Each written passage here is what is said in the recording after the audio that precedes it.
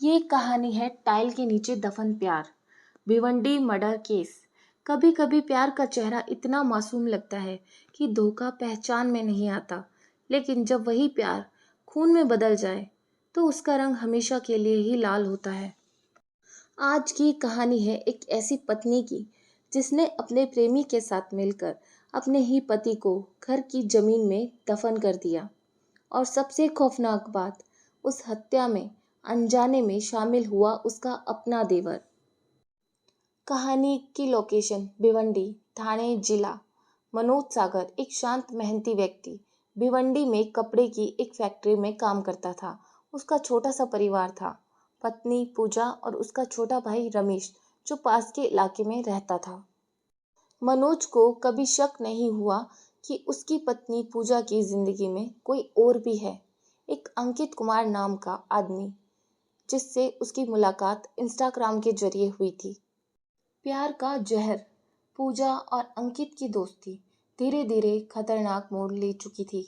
अंकित पैसे वाला नहीं था, लेकिन पूजा के लिए उसका जुनून जहर जैसा था। पूजा अब मनोज को बोझ समझने लगी थी और एक दिन दोनों ने मिलकर एक ऐसा प्लान बनाया जिसे सुनकर रूह कांप जाए।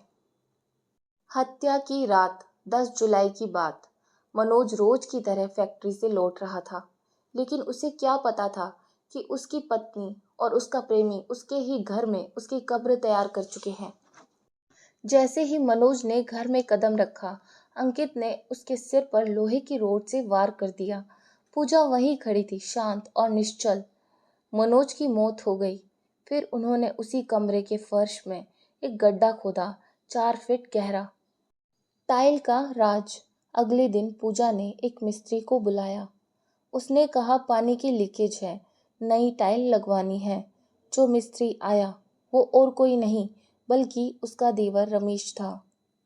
रमेश ने अपने ही भाई के घर में टाइल बिछा दी, उसके शव के ऊपर, लेकिन उसे इस बात का जरा भी अंदाजा नहीं था कि वह किस गुनाह का हिस्सा बन गया है। खुलासा कैसे हुआ?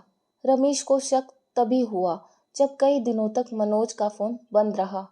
पूजा ने कहा वो दिल्ली किसी रिश्तेदार के पास गया है, लेकिन जब रमेश ने घर आकर टाइल्स के कोने से बदबू महसूस की और एक अजीब सा उभार देखा तो उसका शक पक्का हो गया। रमेश ने पुलिस को बुलाया।